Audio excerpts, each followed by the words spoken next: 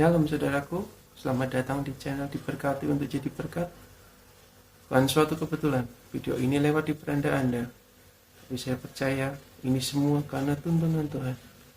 Mari saudara, kita buka hati kita untuk menerima taburan benih firman Tuhan. Terima dengan iman, maka hidup Anda akan diberkati untuk jadi berkat. Adakah yang lebih baik daripada ada di dalam hadirat Tuhan? Oh, saudara nggak bisa tukarkan hadirat Tuhan dengan apapun, saudaraku.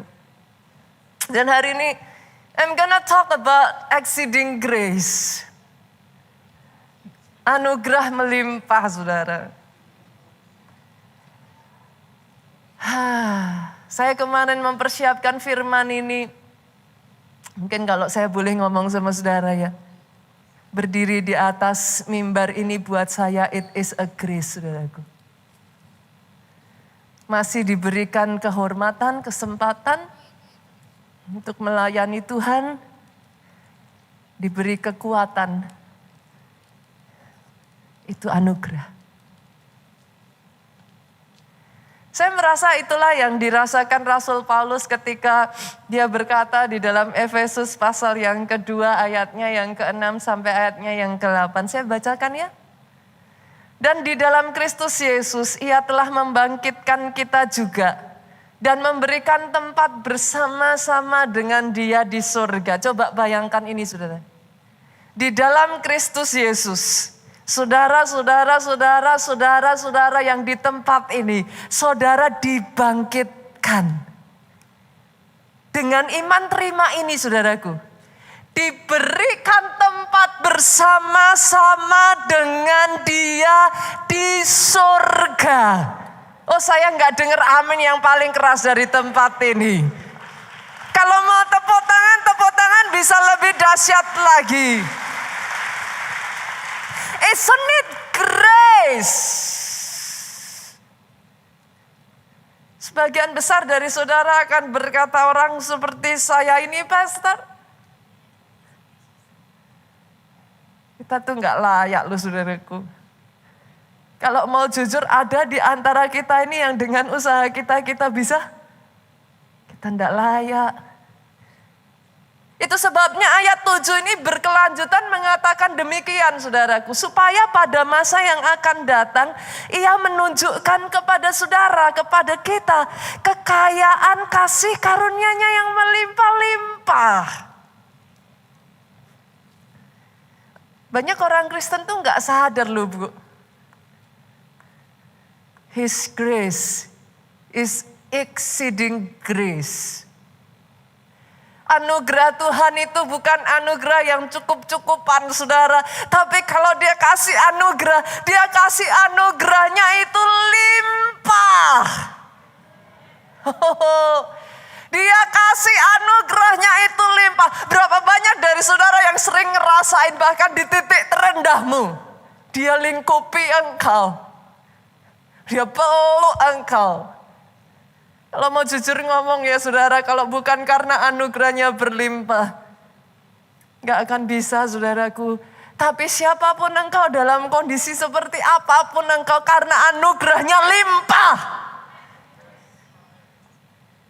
Gak peduli di titik apa engkau saudaraku. Dia selalu bisa mengangkat engkau kembali. Menarik dan memeluk engkau kembali. Membangkitkan engkau kembali. Engkau yang sudah menyakiti dia. Engkau yang sudah mengecewakan. Tapi once again, dia tarik engkau lagi dan dengan anugerah yang berkelimpahan itu, dia memakai engkau secara luar biasa. That is exceeding grace. Masalahnya banyak kita ya saudara, ayat ini lanjut ya, saya bacakan dulu ya. Sebab karena kasih karunia, kamu diselamatkan oleh iman. Boleh ingat ini saudara? Itu bukan hasil usahamu. Tapi pemberian Allah. Masalah banyak orang Kristen ya saudara, kita itu ngerasa Kita bisa karena itu kekuatan kita, itu hasil usaha kita, Pak. Sampai di satu titik tertentu saudara ngerasa berat, tidak mampu, tidak sanggup. Setiap tahun ya saudara di gereja kita ini selalu dinyanyikan lagu ini. Karena gembala sidang kita itu sangat memahami saudaraku. Sangat menyadari. Bukan karena kebaikanku. Bukan karena fasih lidahku. Bukan karena kekayaanku, ku dipilih, ku dipakainya. Saya berdiri di sini, saya sangat sadar saudaraku. Bukan karena fasih lidah saya. Bukan karena kecakapanku. Bukan karena baik rupaku. Betul saudaraku? Bukan karena, bahkan bukan karena kelebihan kita saudara. Seringkali ya saudara, kita merasa capek. Kita merasa tidak mampu, kenapa? Karena kita berpikir, itu semua karena kekuatan kita. Kita berpikir itu semua karena hebatnya kita. Kadang tanpa sadar akhirnya kita tidak lagi berjalan dengan anugerah, Pak. We want to take over. Kita maunya aman, kita maunya rasanya safe, kita yang pegang kendali. Sampai satu ketika Rasul Paulus, saudaraku, itu ngomong dalam 2 Korintus 12 ayatnya yang ke-8 sampai 9. Sampai satu titik, bahkan seorang Rasul Paulus loh saudaraku. Dia ngerasa sudah kayak nggak mampu lagi Pak. Ayat 8 itu Rasul Paulus tuh sampai ngomong kayak gini saudara. Tentang hal itu aku sudah 3 kali berseru kepada Tuhan supaya utusan iblis itu mundur daripadaku. Ada di sini hari-hari ini saudara ngerasa kayak sudah tidak mampu lagi. Sudah minta sama Tuhan terus, Tuhan, Tuhan. Kayak tidak sanggup lagi gitu. Kalau ada di antara saudara yang ngalami itu ya saudaraku. Izinkan hari ini firman Tuhan ini berbicara buat pribadi, lepas pribadi di tempat ini. Sama seperti apa yang dikatakan Rasul Paulus, sadari hal ini, cukuplah kasih karuniaku bagimu. Mungkin sebagian dari saudara kan katakan, Pastor, bukankah tadi katanya kasih karunianya itu berkelimpahan? Kata cukuplah di sini itu punya 2 maksud saudara. Saya kasih perumpamaan simple ya. Saya punya anak kecil saudaraku. Let's say anak saya Jen ini datang ke saya, mami mau beli permen. Oke, harganya berapa? 5.000, 5.000. Saya kasih dia uang 5.000. Dia bisa beli permennya enggak? Bisa. Maka saudara mengatakan apa? Cukup. Pas. Tapi jangan lupa saudaraku. Kata cukup ini juga bisa punya arti lain. Jen datang sama saya, mau beli permen, harga 5.000. Oke. Saya bilang, Jen, mami kasih 100.000. Terus Jen bilang, mami, saya mau beli bukan 1 permen, tapi 2 permen. Keluarnya berapa saudara? 10.000. Saya bilang apa sama Jen? Cukuplah Jen. Yang mengerti katakan amin. Ada waktu-waktu tertentu saudaraku. Ketika beban dalam kehidupan saudara sama seperti Jen tadi. Awalnya mungkin 5.000. Tapi bebannya naik jadi 10.000. Bahkan jadi 20.000 pun dengar ini. Cukuplah kasih karuniaku bagimu. Kenapa saudara? Sebab di dalam kelemahan, justru dalam kelemahanmu saudaraku, nyata nyata kuasaku menjadi sempurna. Oh, aminnya yang paling keras. Aminnya lebih keras lagi buat Yesus Tuhan kita. Masalahnya buat kita nih ya saudara, kita maunya tuh always in control dulu saudaraku. Tapi Tuhan tuh maunya beda.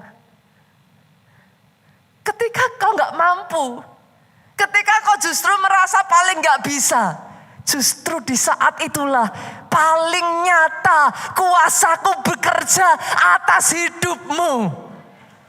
Itu sebabnya hari ini putuskan hidup di dalam anugerah saudara.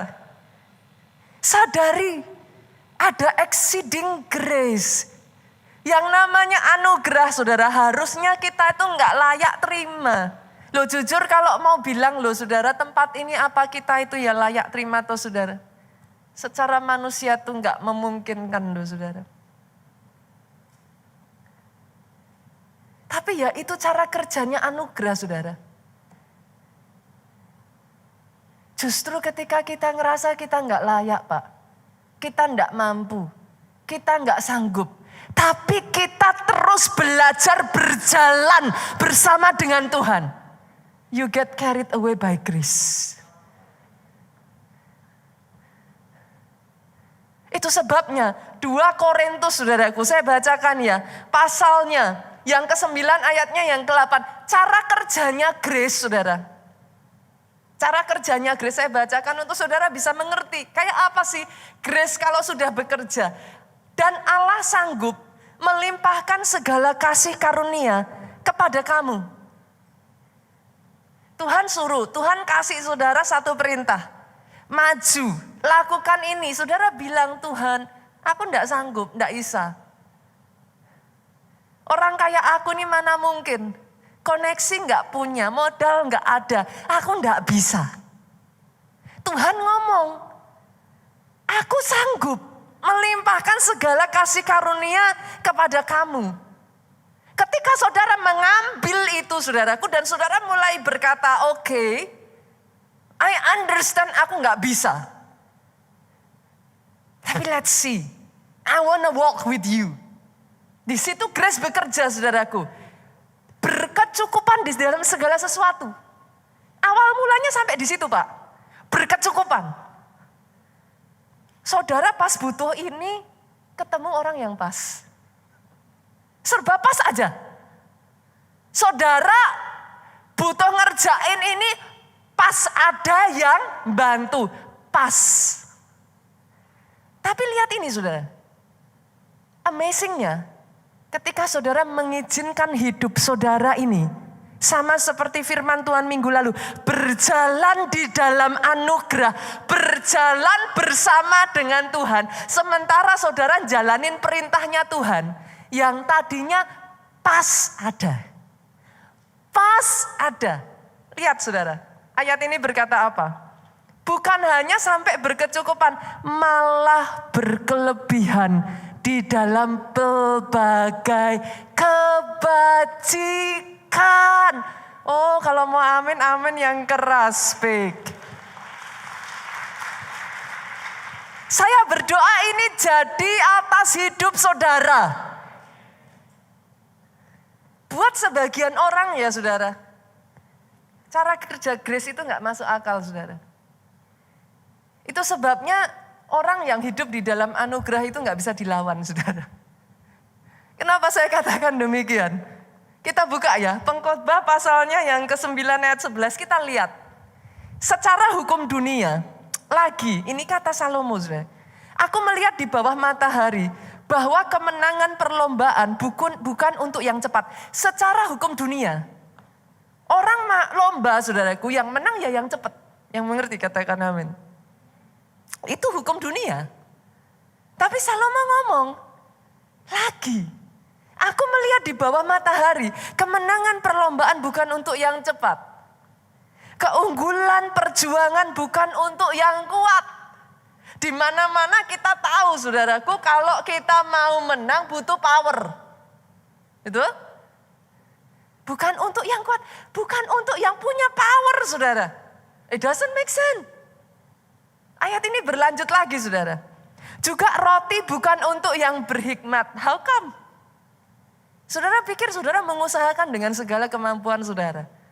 Saudara berjuang dengan segala apa yang saudara tahu saudara bisa kerjakan. Kekayaan bukan untuk yang cerdas. Karunia bukan untuk yang cerdik cendikia, pandai saudaraku. Karena waktu dan nasib dialami mereka semua. Ayat ini dengan kata lain itu bicara apa tuh saudara? Ada satu faktor yang mengalahkan semua yang sudah disebutkan tadi saudaraku. Melebihi orang pandai, orang cepat, orang kuat, orang bijak sekalipun. Dengar ini saudara. Itulah yang namanya ketika saudara berjalan dengan exceeding grace. Bukankah saudara sudah melihat di dalam kisah Alkitab sangat banyak contoh-contoh saudara orang yang berjalan dalam grace. Bangsa Israel bisa keluar dari Mesir. Apa kalau enggak grace saudara? Bukan cuma keluar sebagai orang merdeka loh saudara. Keluar aja itu sudah something yang nonsense, enggak mungkin. 400 tahun lebih saudaraku mereka ada di dalam penjajahan Mesir. Mereka bukan cuma keluar bawa emas, perak, pakaian mahal saudaraku, all the good things. Apa kalau bukan anugerah? Saudara bisa nyebut ke saya saudaraku. Sekarang ceritanya Daud ngelawan Goliat aja. Apa kalau bukan anugerah? Secara manusia nggak mungkin. Goliat itu ya saudara, put it, gini saudaraku, taruh ini kenyataannya aja. Goliat itu ya bu, mesin perang tinggi 3 meter loh. Dia mesin perang yang sejak dari kecil ibarat kata ya saudara, bayi lahir udah dilatih perang pak. Itu Goliat. Siapa Daud? Daud itu penggembala kambing domba. Kakak-kakaknya yang tentara. Daud itu bahkan bukan tentara. Dia nggak mendapat pelatihan sebagai tentara, saudara. Nonsen. Cerita ini nggak akan masuk akal. Tapi bagaimana seorang Daud mengalahkan Goliat, diangkat menjadi raja atas umat pilihan Allah. Itu anugerah. Pertanyaannya tinggal saudara mau pilih yang mana? Pastor saya mau jalan dengan kekuatan saya, orang Bandung bilang sok gitu saudara. Go ahead, silakan saudara. Tapi ya sebatas itulah kemampuan saudara. Tapi ketika kau memutuskan berjalan dengan the exceeding grace saudaraku. Di saat dimana engkau lemah. Nah ini loh saudara menyenangkannya. Kuasa Tuhan sempurna. Saya tuh ngelihat ini banyak terjadi dalam kehidupan gembala senior kita Pastor Obaja saudara. Saudara tahu bagaimana Pastor Obaja itu berkali-kali menceritakan. Beliau bukan orang lulusan tinggi saudaraku. Jangankan lulus kuliah saudaraku. Beliau pernah menceritakan lulus SMP aja enggak. Secara manusia itu enggak ada ininya yang memungkinkan tuh beliau itu terbatas di dalam banyak hal saudaraku. Tapi satu yang beliau lakukan. Beliau mendengar panggilan Tuhan. Memutuskan berjalan di dalam anugerah. Bukan dengan kekuatan saudara. Saya tuh berkali-kali ngelihat ya saudara dalam kehidupan Pak Obaja. Itu ada banyak hal gak masuk akal terjadi saudara. Yang simpel aja ya, saya ceritain yang simpel ya. Satu ketika saudaraku kami itu pergi ke Amerika. Yang namanya ikut tur saudara tahu lah. Ikut tur tuh kita tuh gak bisa terlambat aja saudaraku. Saudara mau terlambat, siapapun saudara, kalau saudara ikut tur tinggal aja lah gitu saudara. Itu tur. Satu ketika saudaraku kita pergi tur bersama-sama dan pagi itu Pastor Obaja itu terlambat turunnya saudara. Ditunggu sekian menit, akhirnya dari pihak tur memutuskan ditinggal saudara. Kita bersama-sama naik bis pergi ke lokasi. Amazingnya, kita semua tuh dibuat kaget dan takjub. Bagaimana ketika kita tiba di lokasi, Pastor Obaja sudah menunggu di sana dengan cantik, saudaraku.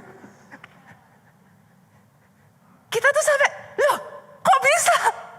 Tadi kan kita udah berangkat. Pak Obaja kan belum. Kok bisa sudah di sana cantik dan senyum-senyum, saudara? Kita bingung, kok bisa? Ternyata, saudara, ketika kita berangkat naik bis, Pak Obaja turun, gak ada kendaraan saudara, entah bagaimana dari pihak hotel punya kebutuhan mengantar tamu mereka dengan salah satu mobil yang cukup mewahnya mereka ke tempat yang sama. Yang lain naik bis, Pak Obaja duduk cantik di mobil mewah nyampe tempat tujuan, saudaraku. Kita tuh sampai ya, cuman gini aja. Gak bisa dilawan memang ya kalau anugerah ya. Saya tuh melihat itu terjadi tuh kayak again and again and again gitu saudara. Saya mau kuliah ya saudaraku. Sejak dari, saya pernah cerita ya kayaknya ya. Saya dapat panggilan Tuhan untuk jadi full time itu sejak SMP. Dasar anak on fire sama Tuhan. SMP dapat panggilan Tuhan datang ke mamahnya. Mom, mau full time. Langsung dimarahin mami saya. Belajar katanya. Sekolah, enggak aneh-aneh katanya gitu. Oke, saya ikutin saudara, saya lanjutin SMP. SMP lulus saya tanya lagi, Mam, mau jadi full time, jadi hamba Tuhan. Enggak aneh-aneh, sekolah kata mami saya. SMA dulu kata mami saya. Oke, saya jalankan saudara. Selesai dari SMA saya ngomong lagi, Mam, mau jadi hamba Tuhan. Di keluarga saya kebetulan saudaraku, satu keluarga itu semuanya itu rata-rata bisnismen. Saya jadi hamba Tuhan itu sempat keluarga saya itu dipanggil di sidang saudara. Kok ya ada satu yang aneh-aneh mau jadi pendeta gitu saudaraku. Sampai saat itu disampaikan, sama-sama kalau mau jadi pendeta itu nggak usah ke Amerika. Mau jadi pendeta itu ke Tawangmangu.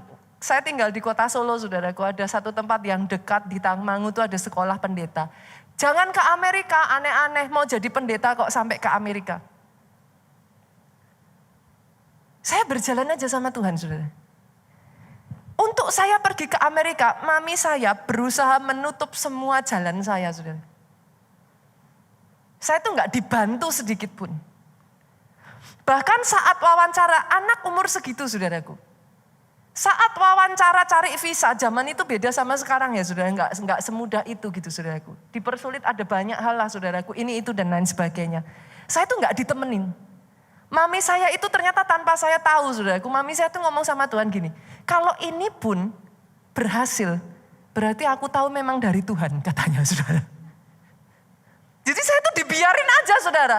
Saudara tahu, saya antri di depan saya, 4 orang di depan saya. Antri di, itu kan biasanya kalau mau ke Amerika saudara kan diwawancara. Dan itu ada orang-orangnya tertentu gitu saudaraku. 4 orang di depan saya wawancara dengan orang yang satu ini saudaraku. Satu orang keluar, saya melihat sedikit air mata menetes saudaraku. Berarti ditolak. Orang kedua keluar mukanya udah kayak cemberut, saya tahu ditolak. Orang ketiga persis di depan saya sama saudara. Saya tuh udah mikir gini, aduh Tuhan ini kayaknya wawancara yang satu ini tuh gak gampang. Tuhan kasih saya wawancara yang lain aja. Yang orang lain ini, orang yang di depan ini kayaknya orangnya killer gitu saudaraku. Saudara tahu, tiba giliran saya diwawancara orang yang killer ini saudara. 4 yang lain di depan saya semua ditolak. Saya maju, dia lihat saya, dia ketawa-ketawa, malah tanya soal anjing, tanya soal ini, tanya soal itu. Dan dia bilang, go ahead, studi belajar di Amerika. Kamu orang yang tepat, saya di-approve saudaraku. 4 di depan saya, semua straight ditolak. Sampai di saya gak punya pengalaman apa-apa, polos, gak tahu apa-apa, gak ngerti mau ngomong apa, bahasa Inggris terbatas saudaraku. Dicap approve, go ahead. Saya tanya saudara, pilih yang mana sih saudara? Berjalan dengan kekuatanmu? Lihat kekuatanmu terbatas. Berjalan dengan kepandaianmu, kepandaianmu pun terbatas. Tapi ketika kau belajar, ikuti suara Tuhan, ikuti rencana Tuhan. Gak masuk akal sekalipun. Tapi kalau kau berjalan bersama dengan dia, ada anugerah di kiri kananmu. Entah bagaimana orang akan melihat dalam hidupmu, gak masuk akal. Itu sebabnya ada satu ayat mengatakan, secara manusia tidak banyak yang dipanggil dalam keadaan yang pandai. Gak banyak yang berhikmat. Tapi bukankah Tuhan memanggil saudara untuk mempermalukan yang berhikmat, yang bodoh sekalipun dia pakai supaya apa? Namanya dipermuliakan, saudaraku. Berapa waktu yang lalu ya saudara, saya cerita ini beberapa sudah datang yang di Soho kemarin. Selalu saudaraku, karena berjalan bersama dengan Tuhan itu ya saudara. Saya bukakan ya ayat minggu lalu ya, Mazmur pasalnya yang ke-32. Ayatnya yang ke-8 sampai ayatnya yang ke-10. Mazmur itu ngomong gini, aku hendak mengajar dan menunjukkan kepadamu jalan yang harus kau tempuh. Aku hendak memberi nasihat. Mataku tertuju kepadamu. Sebenarnya ya saudaraku, dalam kehidupan kita, Tuhan itu mau get involved. Dalam setiap jalan kita, Tuhan tuh mau get involved. Tapi masalahnya, manusia tuh selalu berpikir, we knows best. Kita tahu lebih baik. Saudara pikir pada saat Yesus datang kepada Petrus dan berkata, tebarkan jalamu. Kalau saudara jadi Petrus, saudara kan ngomong apa? Petrus pun mengatakan yang sama, Tuhan semalam-malaman loh, aku ini sudah nebarin jala Tuhan. Come on, kamu bukan nelayan, aku yang nelayan. Aku tahu tempat-tempat yang terbaik. Bukankah itu yang sering kita ngomong sama Tuhan? Lord, aku tahu. Itu ayat ini mengatakan sama saudaraku. Jangan seperti kuda atau bagal yang tidak berakal. Yang kegarangannya harus dikendalikan dengan tali les dan kekang. Kalau tidak, ia tidak akan mendekati engkau. Tapi dengar ini. Kesakitan, banyak kesakitan diderita orang fasik. Tapi lihat ini saudara. Orang percaya kepada Tuhan. Dikelilinginya dengan kasih setia.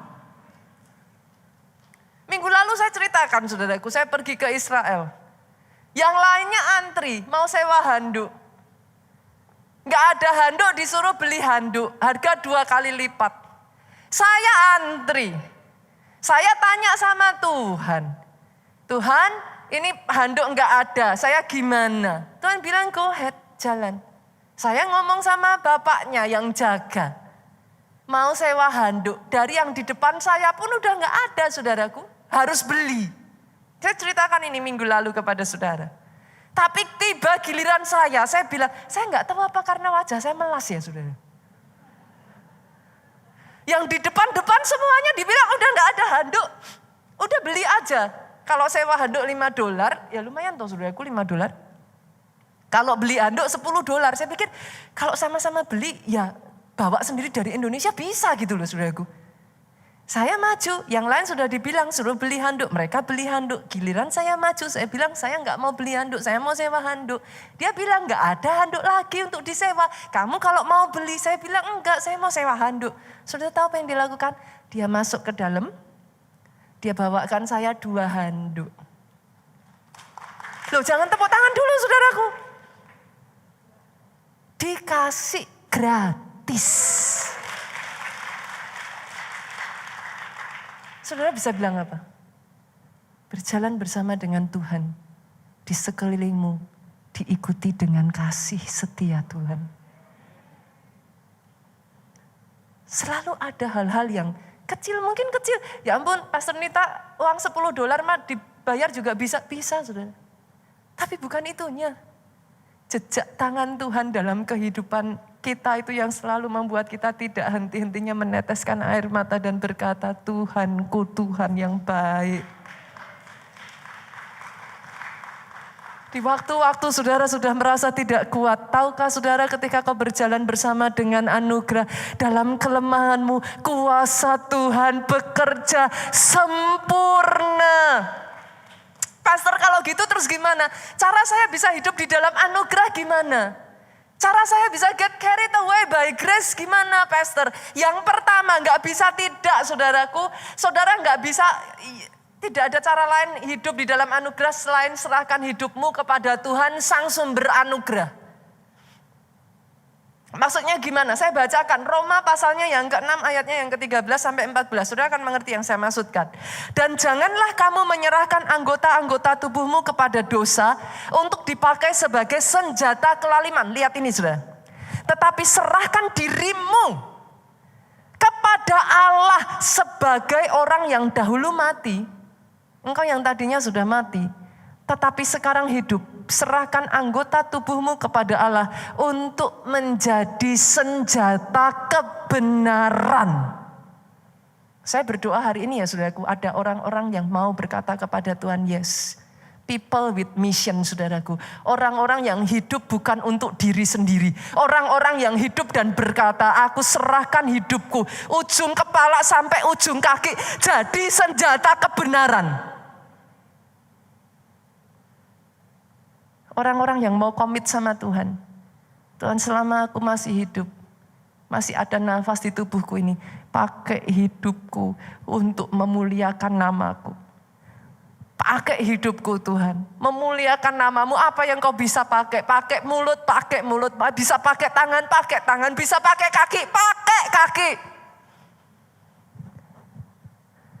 Orang-orang yang seperti ini, ayat ini berlanjut. Kita lihat ya saudaraku. Sebab kamu tidak akan dikuasai lagi oleh dosa. Dengar ini saudara. Karena kamu tidak berada di bawah hukum Taurat, tetapi di bawah kasih karunia. Ada hubungan yang sangat erat saudaraku, antara kita menyerahkan hidup kita dengan dipakai di bawah kasih karunia.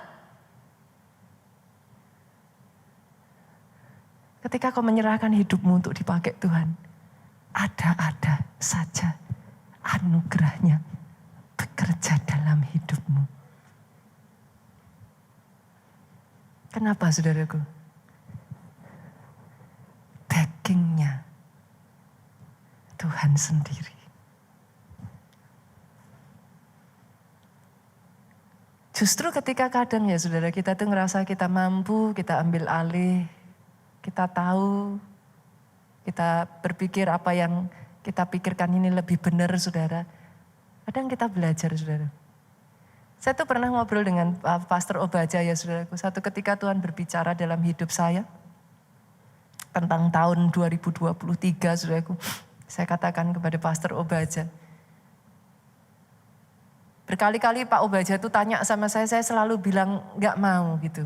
Saya nggak mau cerita apa yang saya dapat. Kenapa saudaraku? Karena saya berpikir mustahil gitu. Kondisi sedang seperti ini. Banyak di antara jemaat orang-orang Kristen saat ini pun sedang recovery ya saudara.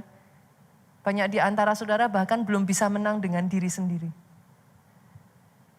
Banyak yang ada dalam keadaan terpuruk, masih luka saudaraku. Tapi saya tahu pasti ketika saya naik ke Gunung Sinai itu ya saudaraku. Tuhan tuh bicara jelas sekali, bangsa-bangsa. Jujur ya Pak, saya tuh ngomong sama Tuhan. Gak masuk akal Tuhan. Ini kalau orang diajak bangsa-bangsa, cuman senyum aja, paling ketawa. Orang kondisinya masing-masing aja masih bergumul. Saya tuh ngobrol sama Pak Obaja tuh jawab saya kayak gini. Nita, sejak kapan Tuhan kasih perintah untuk gereja kita yang masuk akal? Saya tuh kaget sudah. Kalau perintah Tuhan untuk gereja kita itu masuk akal, hari ini kita nggak ada sebagaimana kita ada hari ini. Justru ketika perintahnya tidak masuk akal, tapi saudara taat, jalan. Oh saudara akan melihat tangannya tidak kurang panjang, memastikan segala sesuatunya berjalan lebih dari yang kau pikirkan, kau bayangkan, kau sanggup bahkan saudaraku, inginkan dalam hatimu. Itu yang Tuhan kerjakan saudara. Itu grace saudara. Yang kedua, pastor gimana saya ini bisa hidup di dalam anugerah? Yang kedua saudaraku, Kamus Besar Bahasa Indonesia itu mendefinisikan anugerah sebagai seperti ini saudara, dengar ini. Pemberian dari pihak atas ke pihak yang ada di bawah. Artinya, kalau saudara mau hidup anugerah, rendahkan dirimu di hadapan Tuhan. Gak bisa enggak. Karena anugerah itu kerjanya seperti air, dari atas turun ke bawah saudara. Ketika saudara meninggikan diri, simply it won't work. Masih ingat kisah Nebukadnezar saudara? Satu hari Nebukadnezar itu berpikir dalam hatinya saudara. Hebat ya aku ya. Aku menguasai sekian banyaknya tempat. Wah aku raja yang berkuasa. Tuhan mendengar itu saudaraku. Karena Tuhan itu mendengar perenungan hati kita loh saudara. Jangan salah loh.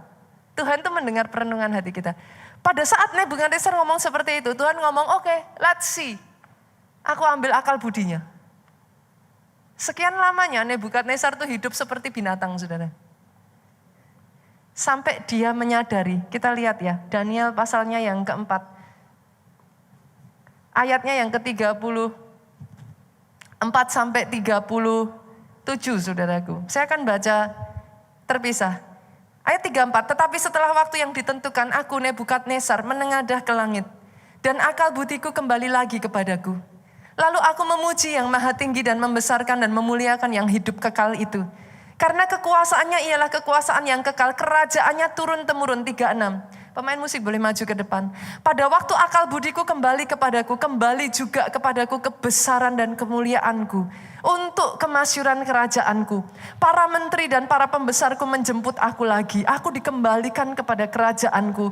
Bahkan kemuliaan yang lebih besar dari dahulu diberikan kepadaku. 37 saudara. Jadi sekarang aku, Nebukadnezar. Lihat ini saudara. Seorang raja besar. Memuji, meninggikan, memuliakan Raja Sorga. Yang segala perbuatannya adalah benar. Jalan-jalannya adalah adil. Yang sanggup merendahkan mereka yang berlaku congkak. Justru orang yang merendahkan diri di hadapan Tuhan ditinggikan. Oh, kalau mau tepuk tangan yang paling meriah saudara. Yang terakhir berjalan bersama di dalam anugerah saudaraku. Bagaimana kita bisa berjalan? Deklarasikan itu terus menerus. Pastor, ayatnya itu di mana? Kok gereja ini tuh sering ngomong deklarasi profetik. Buka ya saudara, Amsal 18 ayatnya yang ke-21. Kita lihat yuk. Amsal 18 ayat yang ke-21. Hidup dan mati dikuasai oleh lidah. Oke. Siapa suka menggemakannya akan memakan buahnya. Saya tanya saudara. Kata siapa suka menggemakannya menurut saudara apa cuma ngomong sekali? Hah? Ngomong 2 kali? Kata siapa suka menggemakannya? Itu again and again you speak it up. Saudara tahu salah satu kebiasaan dalam hidup saya? Saya tuh gak menyadari sampai saya melihat anak saya menirukan apa yang saya katakan. Setiap kali saya pergi kemana-mana, saya tuh sering ngomong gini. Tuhanku sangat baik. Kapan Tuhanku gak baik? Tuhanku selalu baik. Setiap kali sesuatu terjadi ya saudaraku, orang lain akan berkata kebetulan.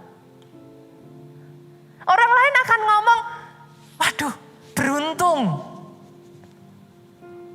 Tapi sekecil apa hal itu terjadi, suami saya tuh sampai gini, kamu tuh lebay ya katanya. Seperti itu aja kok. Saya tuh bisa yang nangis dan saya bilang Tuhan tuh baik banget. Itu tuh jadi kayak habit dalam hidup saya saudara, honestly. Baru mikir pengen durian, tiba-tiba pulang rumah ada yang ngirimin durian. Saudara. Orang akan bilang itu kebetulan. Tapi saya sampai rumah makan durian bisa nangis dan ngomong ya ampun Tuhan, urusan durian. Ini bercanda ya saudara, saya tuh ngomong suami aja gak mikir, saya bilang. Tapi Tuhanku mikir saudara. Saudara bisa mengerti yang saya katakan? Saya tuh orangnya sangat gampang sekali terharu saudara. Berkali-kali dalam kehidupan saya ya, hal terkecil yang Tuhan lakukan. Saya tuh bisa ceritakan itu sepanjang hari sama suami saya dan saya berkata, ya ampun sayang Tuhan tuh segitunya. Sampai-sampai anak saya tuh terbiasa saya ngomong, kapan Tuhan itu enggak baik? Tuhanku selalu baik. Satu ketika, anjing-anjing saya itu ya saudaraku, sedang butuh mandi. Entah gimana mereka itu diajak pergi-pergi, kotor nggak karuan, biasanya mandi 2 minggu sekali saudara. Biasanya orang yang mandiin anjing-anjing anak saya ini, list daftarnya itu penuh sekali saudara. Kita tuh kalau mau mandiin dogi gitu tuh harus sampai kayak antri tuh bisa kayak sebulan sebelumnya. Harus ngomong kalau enggak akan dapat slot saudara. Tapi saya tuh berpikir, harusnya jadwalnya tuh masih minggu depan. Ini kecil-kecil, hal kecil-kecil saudaraku. Mungkin saudara juga berkata, ya ampun pastor, hal kecil-kecil kayak gitu. Itu kebetulan kali. Ya itulah yang banyak orang katakan dalam kehidupan saya. Jadwalnya tuh masih minggu depan saudaraku. Hari itu saya iseng, saya telepon orangnya yang mandiin. Saya telepon di jam 3 saudaraku. Saudara tahu apa yang dia katakan? Ibu, persis seharusnya kami mandiin orang 3:30, tapi cancel. Ibu mau saya ke sana sekarang juga. Itu kecil. Apa sih urusannya nggak ada apa-apa, cuman urusan mandiin anjing. Tapi tahukah saudara, dengar ini baik-baik saudaraku. Barang siapa suka menggemakannya, dia akan memakan buahnya. Apa yang kau gemakan dari mulutmu? Apa yang kau perkatakan? Hidupku sial, isinya gagal. Semuanya serba gak beres. Kenapa kok Tuhan izinkan? Tuhan di mana? Kok tega-teganya Tuhan izinkan terjadi? Ataukah perenunganmu manis didengar oleh Tuhanmu? Sejak dari hari ini ya saudaraku, ubah perkataanmu. Deklarasikan kebaikan Tuhan menyertai engkau kemanapun engkau pergi. Perkatakan itu bentuk hidupmu. Karena certainly saya tahu loh saudaraku, rancangan-rancangannya atas hidupmu tidak pernah rancangan yang mendatangkan kecelakaan. Rancangan damai, sejahtera yang mendatangkan hari depan yang penuh dengan harapan. Bangkit berdiri jemaat Tuhan. Katakan, semua anugerahnya, anugerahmu Tuhan. Semua itu anugerah. Siapa kami ini? Secara manusia tidak banyak di antara kami yang pandai. Tidak banyak di antara kami yang berhikmat. Tidak banyak kali kami yang terpandang. Tapi kami menyadari Tuhan, get carried away by your grace. Hidup di dalam anugerah. Yes, yes, yes, yes. Kami Engkau pakai. Berapa banyak di antara saudara yang saudara berkata, Pastor, hari-hari ini Pastor, ada banyak hal yang saya pikirkan menjelang masuk ke tahun 2023 secara manusia yang terlihat tidak seperti yang diharapkan. Saya percaya bukan satu kebetulan saudaraku, di bulan November ini ada di penghujung tahun 2023, khotbah ini sudah dipersiapkan. Mungkin ada kali dari 6 bulan yang lalu saudaraku. Saya percaya bukan satu kebetulan. Belajar bersama dengan, berjalan bersama dengan the exceeding grace. Ada anugerah yang cukup buat saudara. Bahkan di dalam kelemahan, kuasanya sempurna.